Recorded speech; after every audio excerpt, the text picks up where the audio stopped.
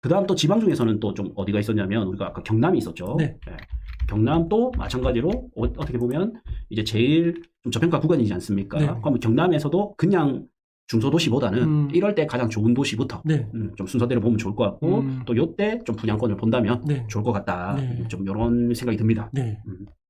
최근에도 뭐 일단은 분양권에 대한 규제 같은 것들 지금 많이 풀어졌잖아요. 예. 2016년 이후로 뭐 전매 제한이라든지 그다음 뭐 실거주 요건 뭐 이런 것들 여러 종목들이 지금 많이 규제가 완화됐어요. 네. 그래서 지방에서 뭐 물론 뭐 지금은 서울 같은 경우는 4대 천왕을 해서 강남 3구, 용산은 규제 지역은 묶였지만은 그 외 지역은 다 비규제 지역 아니겠습니까? 네.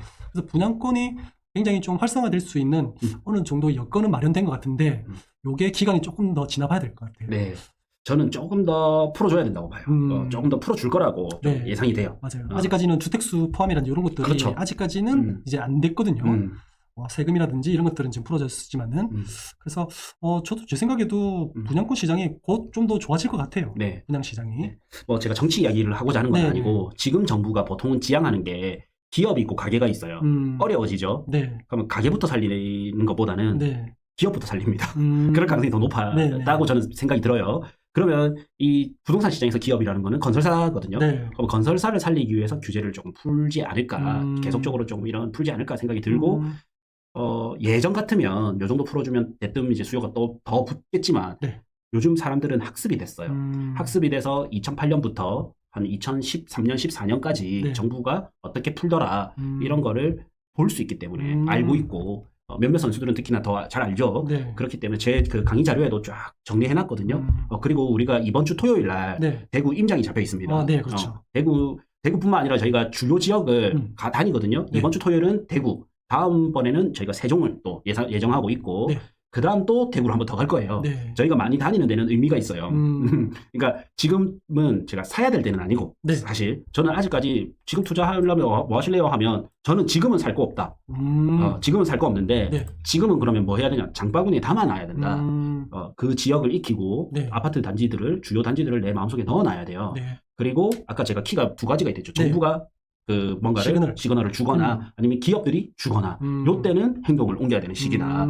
근데 그때 돼서 그냥 바로 움직이려고 하면 내가 무엇을 어떻게 해야 되는지 안 나오잖아요. 그렇죠. 그래서 우리가 사전 공부를 하는 겁니다. 준비가 필요합니다. 네. 이제 임장은 저희 여기 제목 밑에 보면 더보기를 클릭하시면 설명글이 있거든요. 네. 그러면 그 옆에 보시면 이제 현재 모집 중인 강의 링크가 있어요. 그걸 클릭하시면 됩니다. 네. 네. 그러면 우리가 유익한 강의 임장 이렇게 잡혀 있으니까 참여하시면 되고요. 다시 이제 어디까지 얘기했더라?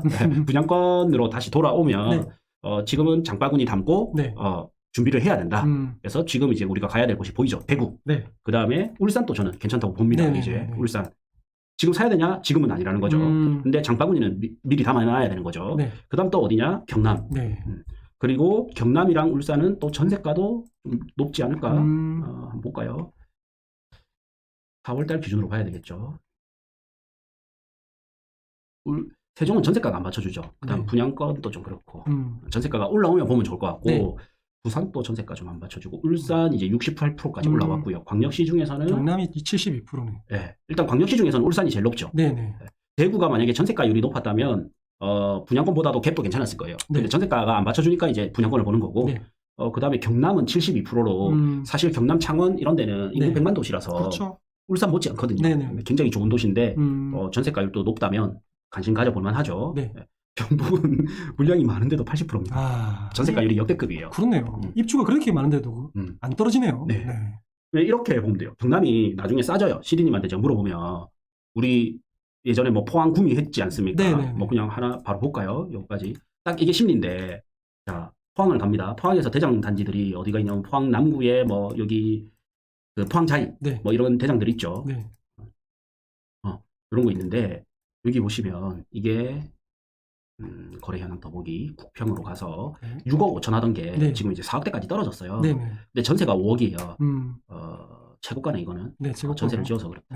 3억대. 지금은 이제 1억 갭차가 필요하잖아요. 근데 이런 것들은 얘가 있으면서 얘들은 거의 실거주자들이 보는 거고 투자자들은 요 옆에 이런 거 많이 보거든요. 그러면 얘는 지금 현재 34평이 지금 제일 안 좋은 데를 일부러 예시를 샘플로 잡은 겁니다. 4억 5천. 얘는 지금 3억 3천. 가격 차이가 꽤 나죠. 퍼센테이지를 따지면 꽤 납니다. 맞죠?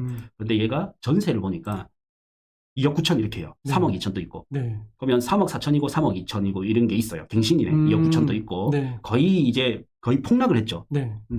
그래서 나중에 갭 차이가 요 보시면 한 2천 세팅으로 맞출 수 있단 말이에요. 한 1,000, 2천 세팅으로 맞출 수가 있어. 네, 투자금이 좀 작게 되는 단지들이네요. 예. 근데 사실 1등 단지 거의 대장급 단지 옆에 있단 말이에요. 네. 그리고 투자금은 한 1, 2천 정도 세팅이야. 그리고 바닥 찍고 약간 상승하는 걸 조금 봤어. 네. 그러면 안 사겠어요. 확실히 수익률은 좋을 것 같아요. 네. 그죠? 다주택자에 대한 규제도 풀어줄 거 아니에요, 이때는. 네. 그러니까 이게 뭐냐면 이제 가격이 싸지면 수요가 많이 붙을 수 있다. 저 같은 이런 투자자들은 이런 거부터 막 눈여겨보거든요. 네. 그래서 전세가 문재인 정부처럼 진보 정권은 뭐가 있냐면 이제 다주택자들 되게 싫어해요. 그래서 규제를 해요. 네. 그러니까 똘똘한 한 채를 갈 수밖에 없어요. 근데 보수 정권은 대부분은 이제 다주택자님이에요. 다주택 놈에서 님으로 바뀌어요. 세금 많이 내잖아요. 그래서 다주택에 대한 중과를 풀어주거든요. 그러면 뭐냐면 질보다 양의 시대가 와요. 근데 다주택자를 규제를 하면 양보다 질의 시대가 옵니다. 앞으로는 질보다 양의 시대가 올 거다.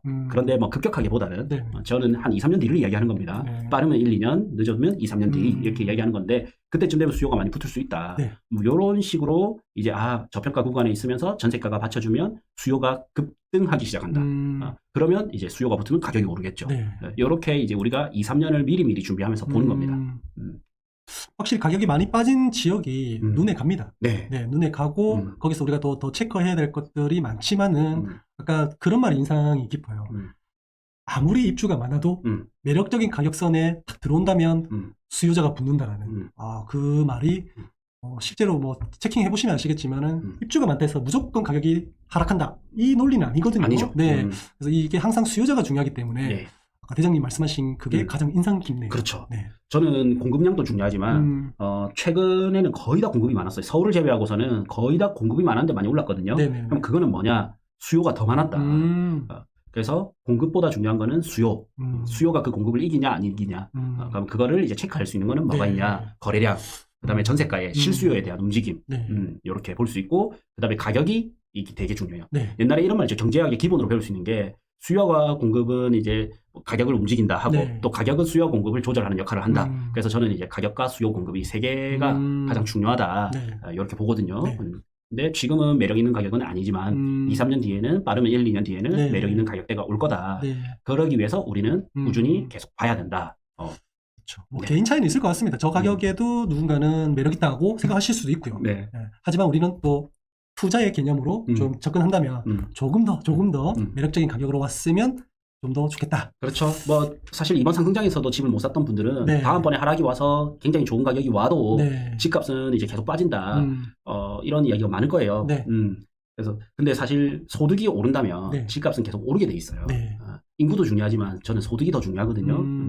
소득이 오른다면 집값이 오르게 돼 있는데 인구가 줄면 외곽지는 좀 힘들겠죠. 네. 사람들이 선호하는 입지, 중심지 이런 데는 집값이 또 오를 거라 네. 이래 보는 거고 뭐 비관적인 사람들은 항상 비관적이기 그렇죠. 때문에 그것까지 우리가 바꾸기는 힘들지 않을까 싶고 네. 오늘은 이제 전국에 대해서 좀 어떻게 되는지 네. 그 다음에 우리가 어떻게 포지션을 취하면 좋을지 네.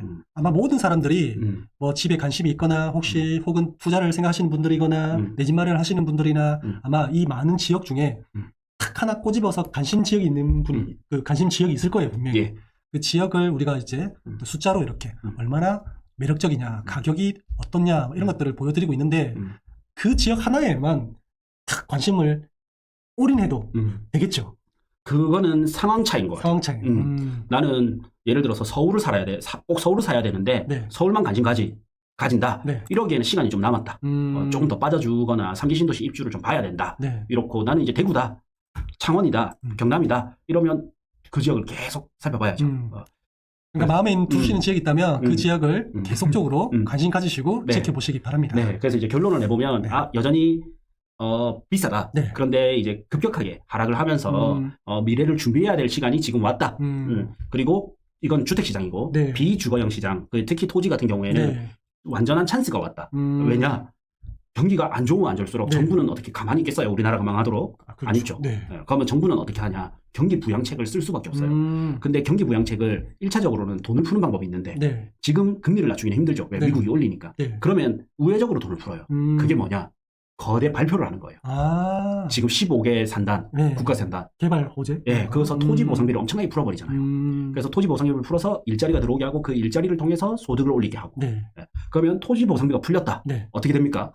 우리 돈이 풀렸을 때 코로나 때 경험했죠. 네, 소고기 사 먹어야죠. 네. 근데 코로나 때 돈을 푼 거는 전 국민한테 풀었거든요. 네. 그런데 이번에 푸는 이런 우회적 방법은 네. 특정 지역에 풀어요. 그렇죠. 그럼 그 특정 지역은 사이클상 토지를 보면 아직 이제 막 상승으로 왔어야 될 때 금리 폭격을 맞으면서 네. 정체가 됐었는데 그 지역에 이제 돈까지 푼다. 엄청나게 유동성이 일어나겠네요. 이 두 개가 합쳐지는 거죠. 사이클의 순서가 오는 거와 유동성이 더해지는 거가 네. 합쳐지는 거죠. 그래서 비주거용 부동산 토지에는 엄청난 찬스다. 네. 그 다음에 주택은 찬스를 잡기 위해서 지금 공부하자. 이렇게 좀 마무리하겠습니다. 네. 네. 저희 프로그램은 제목력 더보기 클릭하시면 되고 제가 고정 댓글에도 남겨놓겠습니다. 네.